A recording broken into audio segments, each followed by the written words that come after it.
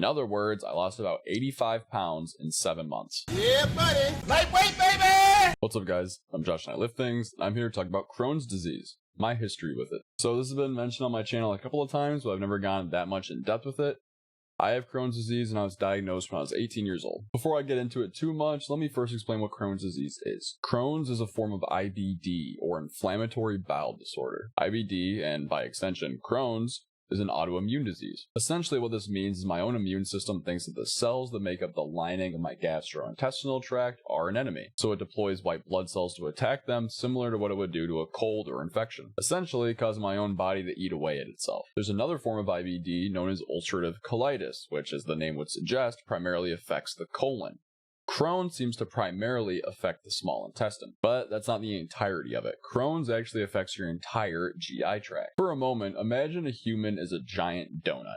You have one hole essentially going all the way through you, from your mouth to your ass. It's one continuous pipe, and Crohn's affects every single part of it. IBD, as well as other autoimmune disorders, come and go in what's known as flare-ups and remission. Flare-ups are when you're actively dealing with it and in poor health, and remission is when you are not. So that is the explanation of what Crohn's and IBD and some autoimmune disorders are.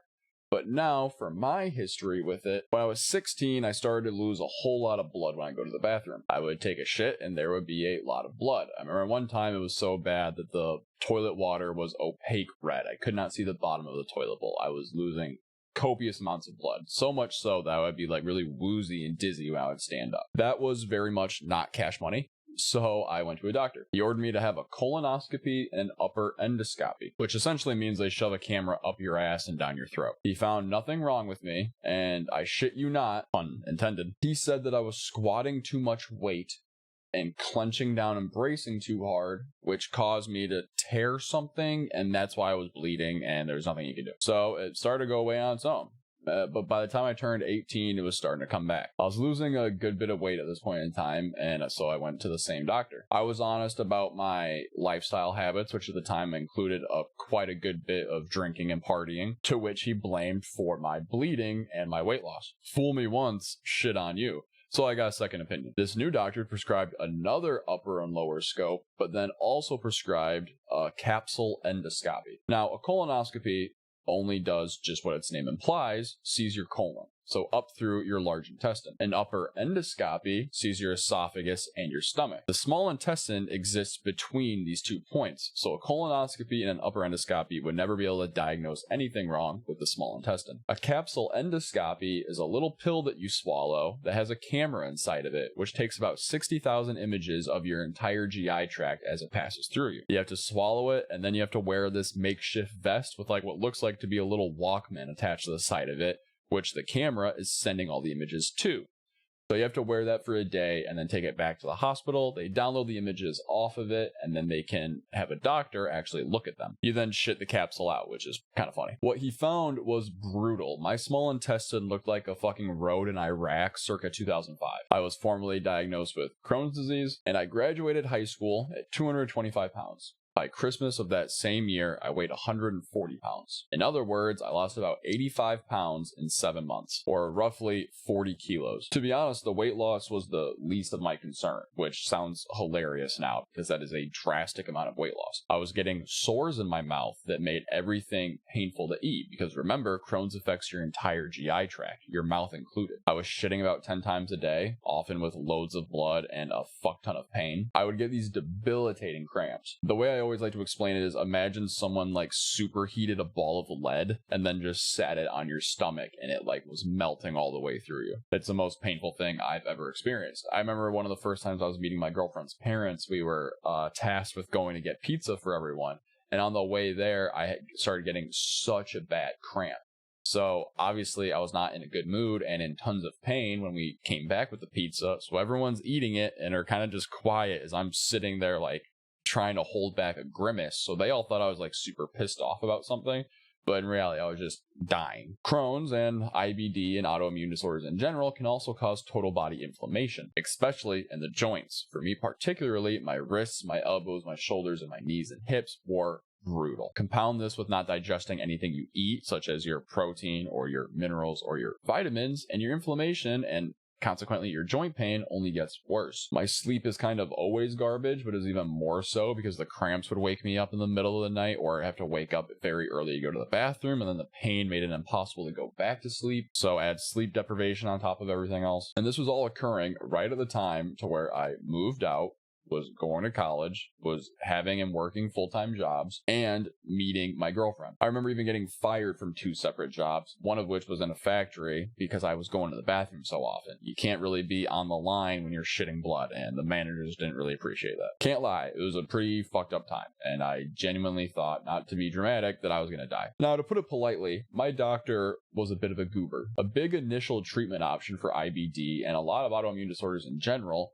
are glucocorticosteroids, such as prednisone. If you've never heard of prednisone, it really is a miracle drug. It also has extremely harsh side effects. It also never helped my Crohn's really in any way. He had me on it for a little bit over a year and a half, which is a pretty long course to run, especially at the higher dosages that I was taking. I had moon face or facial bloating, which is a very common side effect with prednisone, even though I weighed 140 pounds and was probably like 6 or 7% body fat. It made my insomnia even worse. It made my acne terrible. Feel free to go watch my Accutane video to see just how bad it got. It made my joints hurt even more, and also definitely helped contribute to muscular atrophy, which, pairing with the zero absorption of protein or the ability to work out, resulted in massive amounts of weight loss besides just fat. This was probably the lowest point in my life. I tried digestive enzymes, which did fuck all for me. I tried probiotics, which deserve their own video that I'll probably make in the future because they are so misunderstood in the public and the literature is not clear on them whatsoever, but once again, they did fuck all for me. I tried a low-dose antidepressant, which is a pretty common thing given for people with IBS or irritable bowel syndrome, which is pretty much just a catch-all term for when you have some type of GI issue that they can't diagnose. And eventually got to the point where I was about to start biologics, which, to give you a dumbed down version of, are essentially chemotherapy. At this point, I had tried every single diet that I possibly could think of. Low residue, low fiber, low roughage, low FODMAP,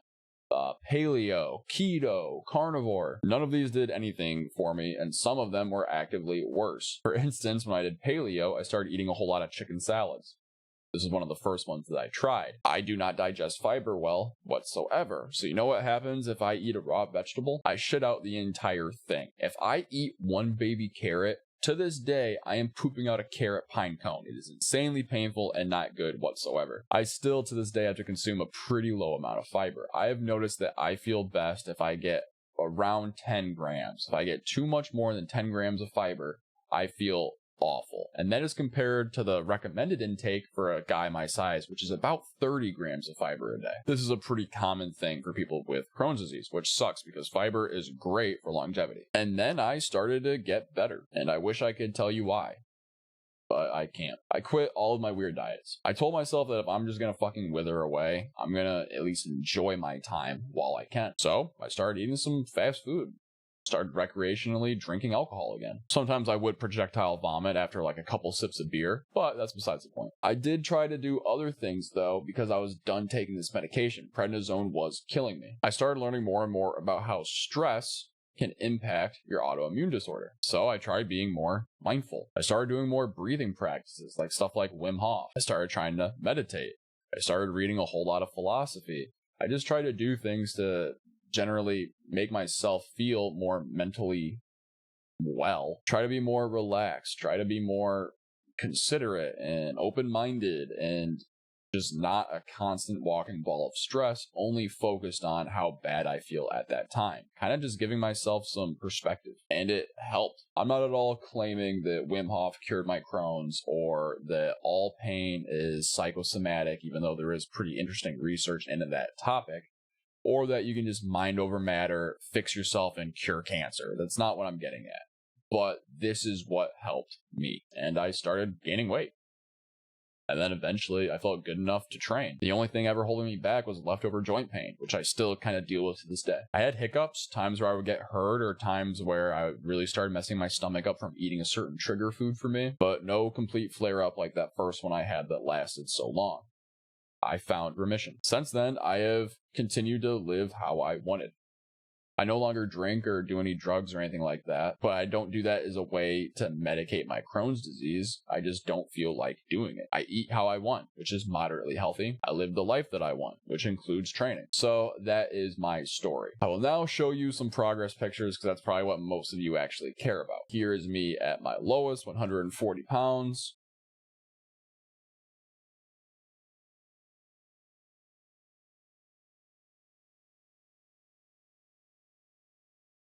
Very, very skinny, very, very tiny. And then I was able to build up and gain a little bit of weight, mainly through lifting and eating.